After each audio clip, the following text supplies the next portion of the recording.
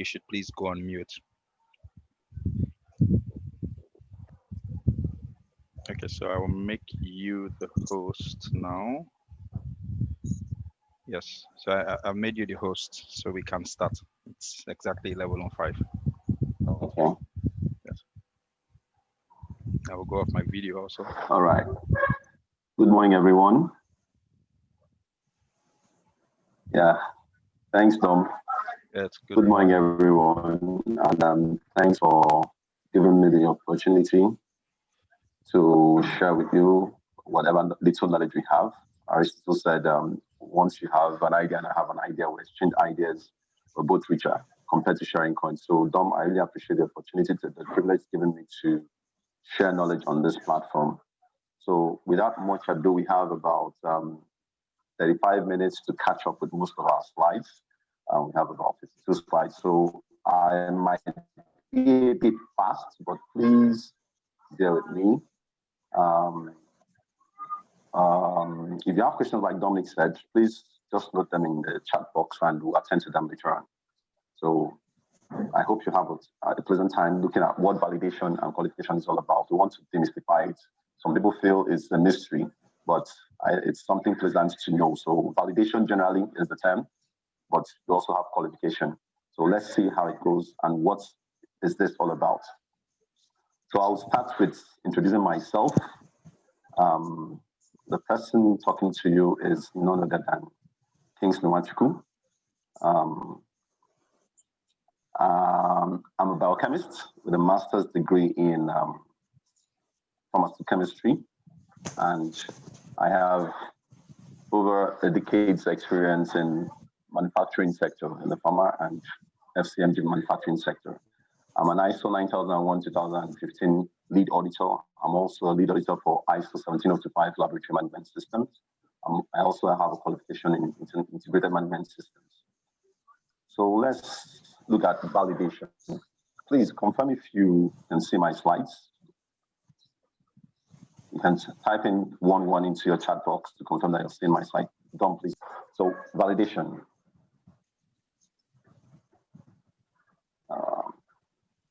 Sorry, we've gone past this.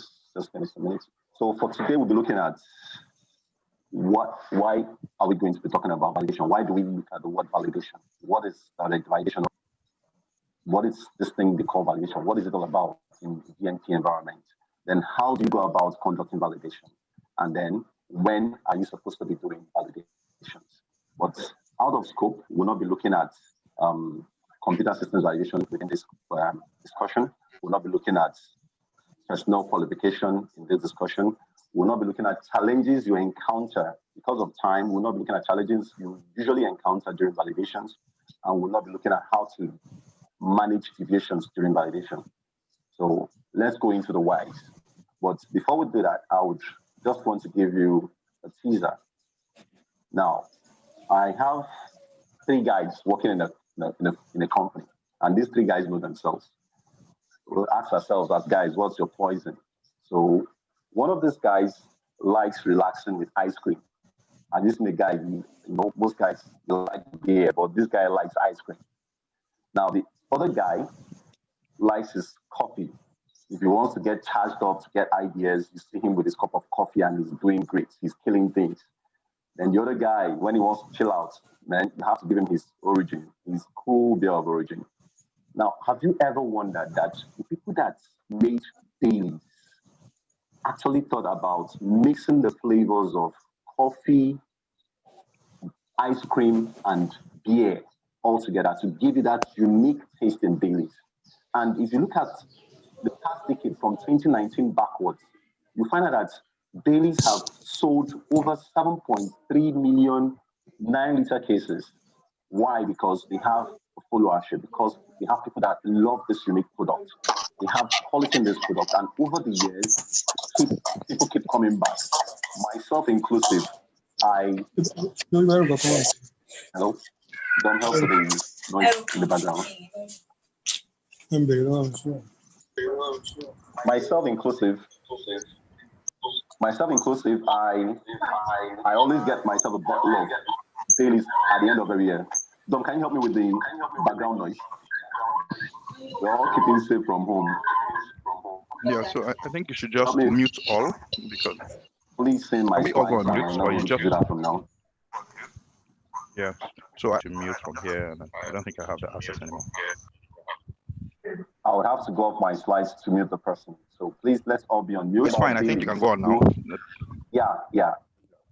So talking about Bailey, like I said, mixing these three flavors, coffee, cappuccino, and beer to give it that unique taste of Bailey keeps people coming back for Baileys, and they're in business. They are making sales. And I was saying that it doesn't exclude myself. I'm a customer of Baileys. Every December, I must get myself a bottle of Baileys. So there's something about them that they've proven over the years that would give them a market.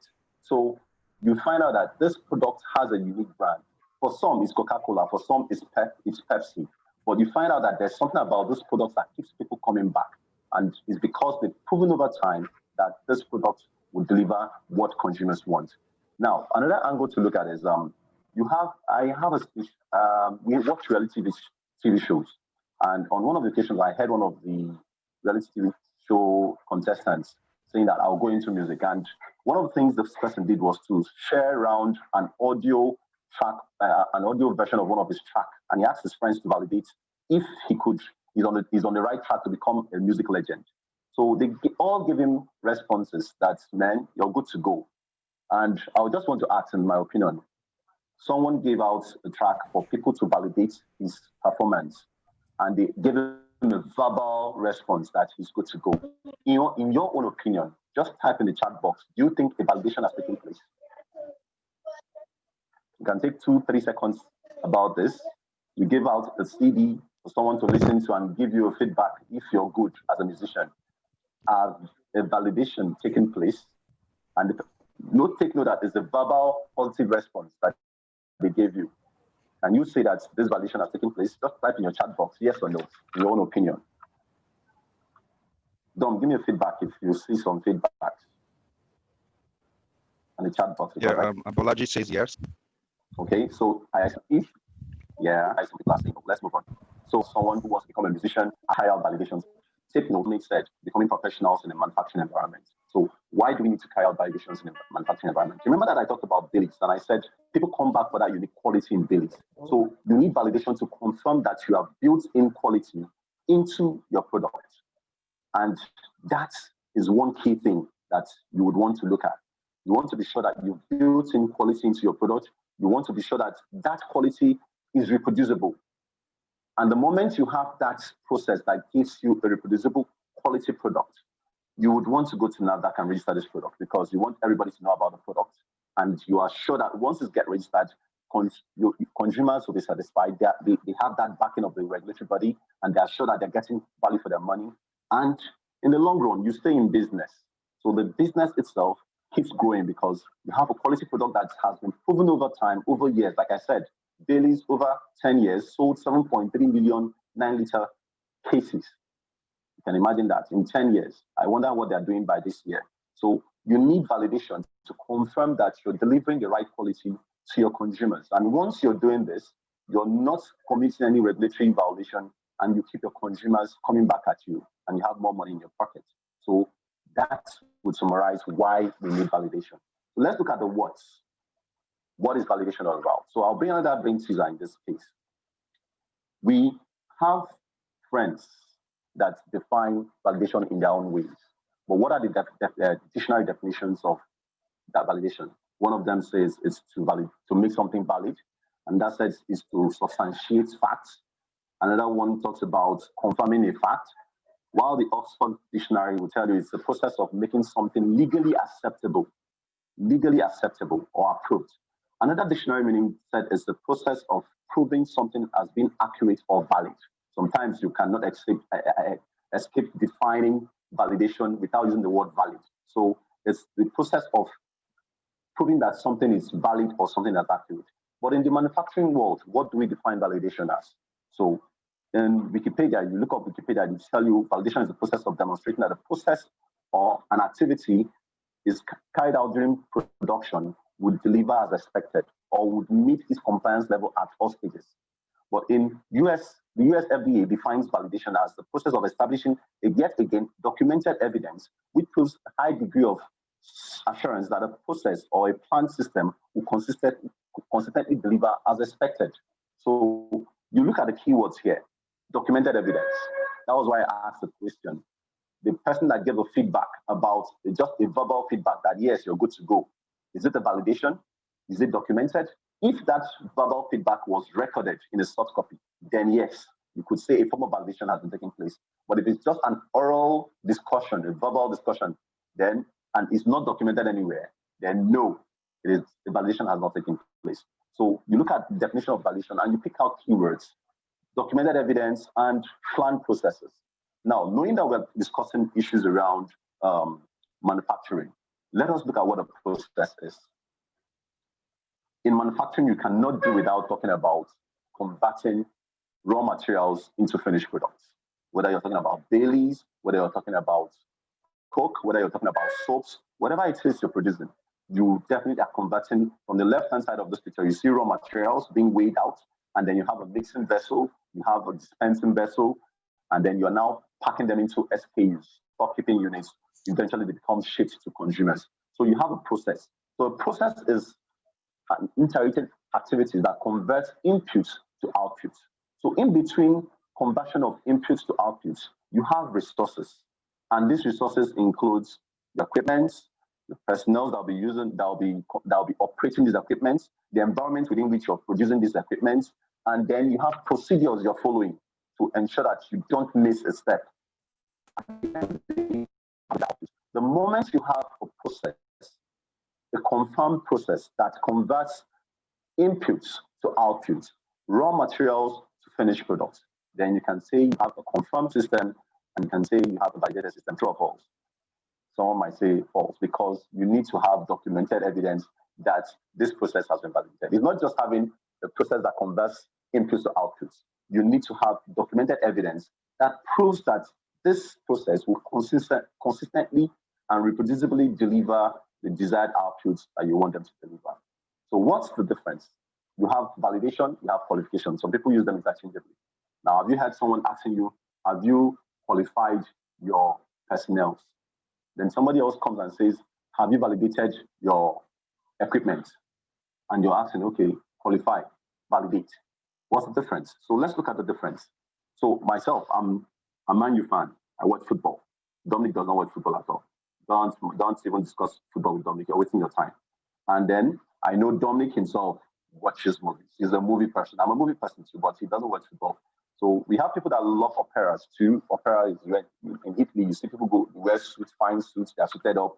They go to an event and you see them watching an event, and they are, at the end of it all, someone stands up to give an applause. So such people you have terminologies. In English, we have semantics, syntax, and semantics. So you have people that are watching an opera called an audience. And then you have football fans like myself, Louis, some other guys, the Man U fans, the Chelsea fans, we call ourselves fans.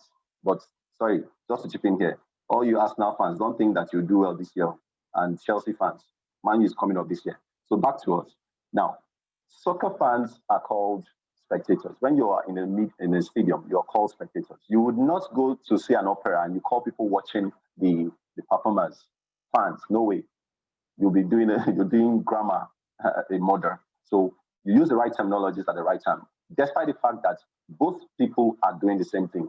So you have a group of people watching another group perform. So they are watching and they are listening. At the same time, you cannot call them the same name. So the same thing applies to validation and qualification. If I am dealing with an equipment, there's a right term I should use. If I'm dealing with a procedure, there's a right term I should use. So let's look more at what are the differences between qualification and validation. Validation generally, yes, but what are the differences between validation and qualification? So qualification on the left-hand side, like the operas, is the process of establishing documented evidence that gives assurance, that what? Specific equipment, utility, facility, or personnel are able to achieve pre-examined acceptance criteria. So simply put, you want to be sure that these equipment facilities are fit for use. So you want to generate documented evidence that will prove that they will consistently give you that output that you expect from them. So that's for qualification. Now for validation, how do we define validation? Validation is defined as the process still of generating documented evidence. The same thing, documented evidence that gives you assurance, but in this case, that a specific system, a specific process, a method will consistently produce products meeting their predetermined expectant criteria. So what are the differences between these two? So you find out that yes, they are both generating documented evidence, and this documented evidence will give assurance. But what's the difference? In qualification, you would agree with me that you can feel equipment, you can see facilities, you can even touch facilities, you can touch a personnel, but that does not mean you young guys should go and start touching young ladies in the lab and saying you want to qualify the lady. No, that is not what I talk about. It's not about filling them in that way. So there are ways you go about qualifying equipment, facilities, and utilities. Validations, on the other hand, is you're validating things that you cannot feel. Tell me if you can feel the test method, or can you feel the manufacturing process that tells you weigh this, add this, mix this at this speed? Can you feel it? You can't. You can't see it. You can't even, it's not physical. So you now know the difference between validation and qualification. So you don't interchange them. So if I'm talking about the test method validation, I should be talking about the right term. If I'm looking at an equipment qualification, I should be using the right term. There's no way I'll be talking about qualification of a test method and then I'll be talking about validating an equipment. That's wrong. So let's use the right terminologies at the right places. So for test methods, you have the titration method, you have the chromatographic method, you have the spectrophotometric methods. All these methods are validated. Manufacturing processes are validated. Cleaning procedures in your manufacturing sections are validated. So you're cleaning a vessel, you're cleaning the packaging equipment, that can be validated. Permit me to be a bit faster this time around to buy time. So what gets qualified? We look at facilities, like I mentioned, utilities. So facilities includes your storage space, your manufacturing spaces. Your utilities includes your water treatment plants. You have your iron resiness changes. You have your filters. You have your UV lamps. In equipment, you have manufacturing equipment. You have laboratory equipment. For personnel, you have personnel operating the equipment in the lab, running analysis in the lab. You have personnel in your production floor manufacturing these things. So these are the things that gets qualified and what gets validated. Now, we move on. How do we go about validation? Please note, like Dominic has said earlier on, you can drop your questions in the chat box and we'll attend to them later on, just to manage time. So validation is all about generating documented evidence. Now, this documented evidence are what? There are key documents that you must have when you say you have a validation system in place. And these key validation documents include the validation master plan and the tracker. It includes the validation protocol and report for each individual validation activity you carry out. It includes the manuals, the reference materials that you use during validation. So you have an operating system. You have an operating manual for an equipment in the lab or the manufacturing floor. These are reference materials that you use during validations. You have your standard operating procedures, either your cleaning procedures or your test methods. They are reference documents that you use during validations. So this forms part of the documented evidence that you use. During validation, you raise kappas, you raise deviations. You raise deviations and you generate kappas. So when there's a deviation, you have to manage the deviation to move on to the different stages of the validation. So these deviations would definitely have corrective actions to make sure that you deliver what is expected of that process or a thing. So your deviation logs, your non-conformance registers also form part of your validation document. So we look at what a validation master plan consists. A validation master plan is just a document that gives an overall philosophy of what the site validation is all about. So it gives an overview of what you have in your system, how you want to go about validating them, when you want to validate them, and how you manage deviations and change management, change controls around this principle. So you have a manufacturing line, and this manufacturing line has equipment. You have a lab that tests this, the product that comes out of this line, and you have equipment in the lab as well. So your validation master plan would say, for equipment, this is what I'll go about. This is how I go about my equipment validation. For manufacturing processes, this is how I go about manufacturing process validation. For cleaning procedures, this is how I go about. So you have an overview, a generic document that describes the philosophy of how you go about your validation activities in one document, and that's called the validation master plan. So the validation master plan will definitely have elements or headers like an introduction, organizational structure, the list of products that you run, the key acceptance criteria for your products, the documented format for your protocols and your reports, the planning schedule for the validation, and how you manage deviation and change control. So here is just a picture of what a tracker, not the validation master plan. Sometimes people misplace what the validation master plan is and what the validation master plan tracker is. So this picture here shows you. Sorry, please, let's mute our mics. Let's mute our mics. So please, let's all check that we have our mics muted, please. Yes, Thank let's you. mute our mics. I think, yeah. Oscar. Okay, Louis. So okay. This is a sample of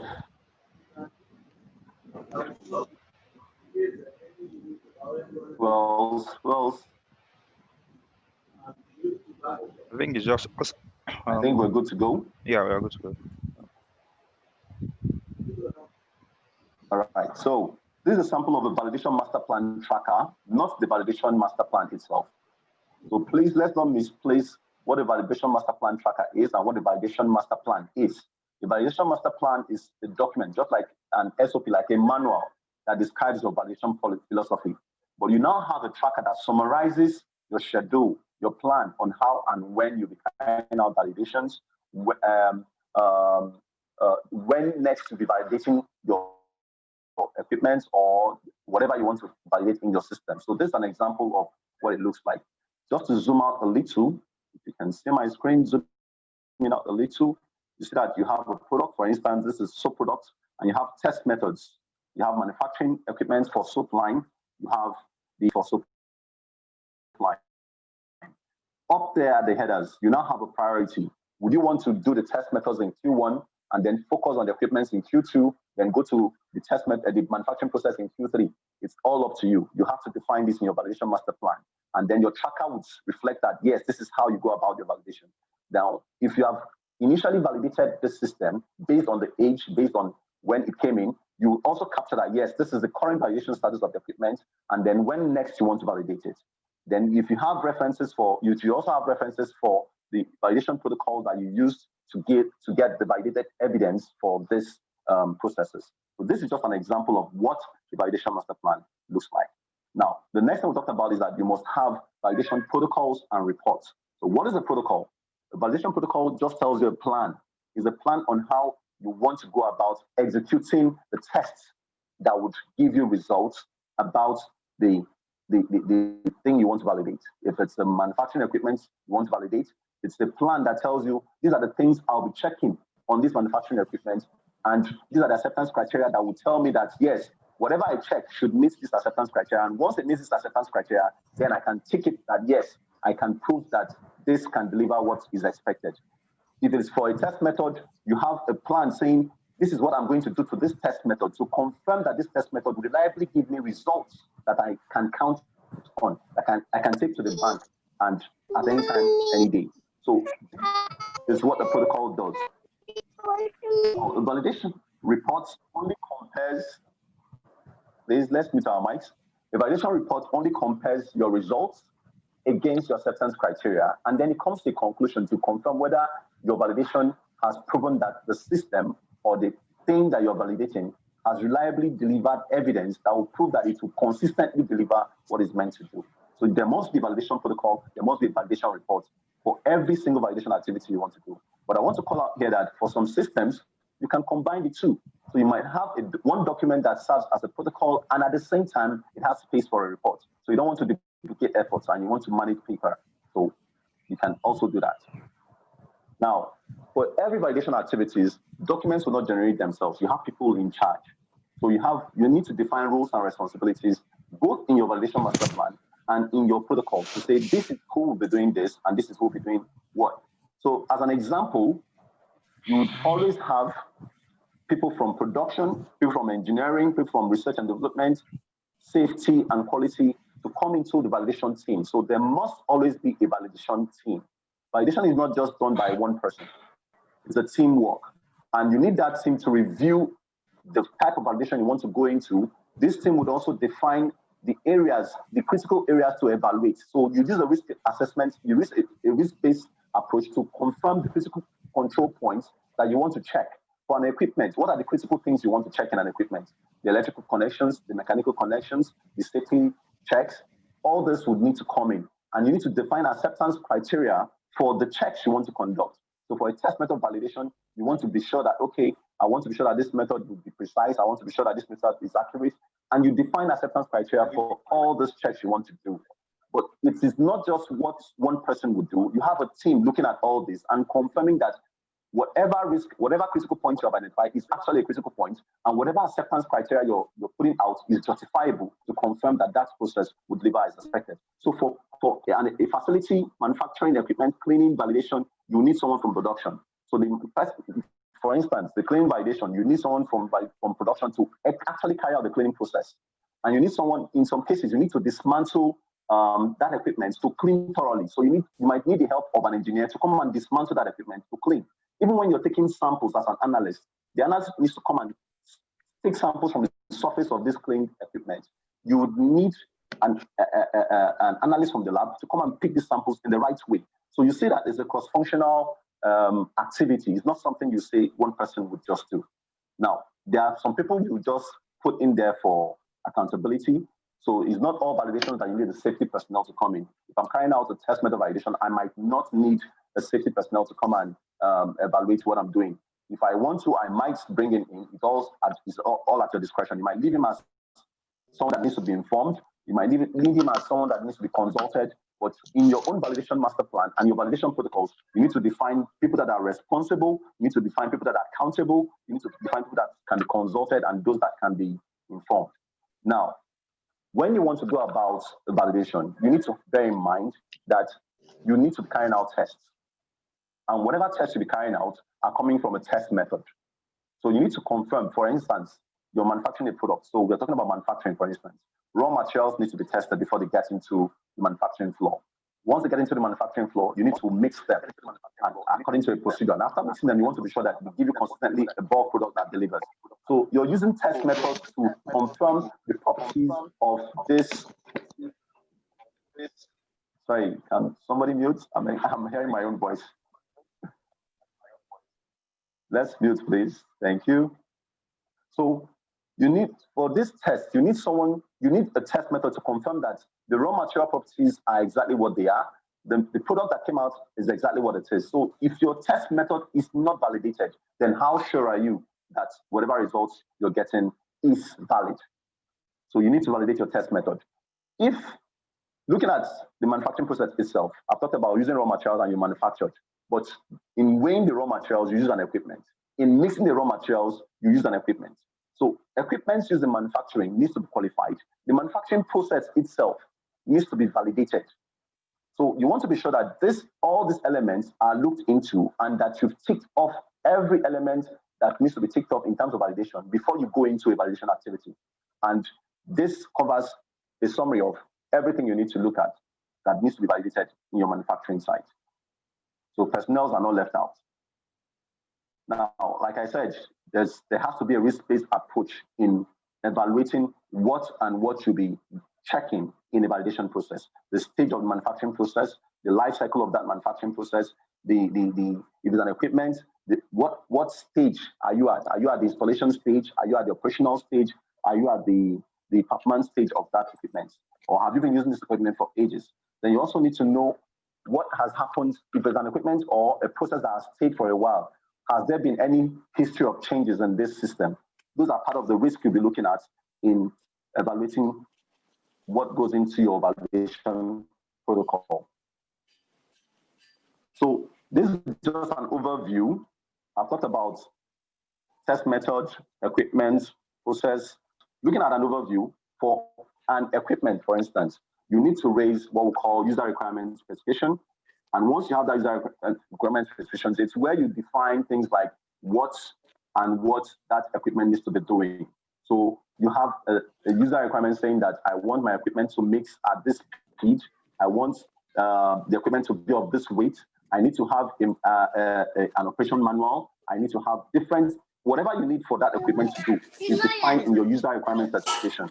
Then from that, you share with prospective manufacturers, and these manufacturers will give you a design of what they can deliver using your requirements, user requirements specification. So to just buttress this a little, I would use a phone. We all have phones, and we all love different brands of phone. Please, let's mute.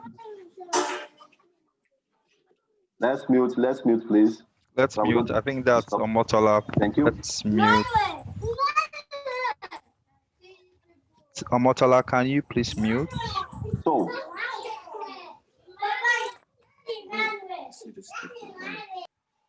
yeah. Okay, thank you. Thank you. All right.